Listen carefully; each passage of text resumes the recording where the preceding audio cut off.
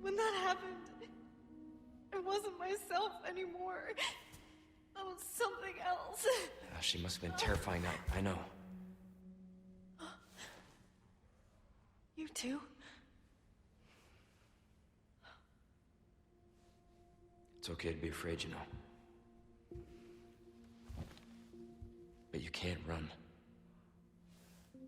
You gotta keep moving forward. We will beat this. Together.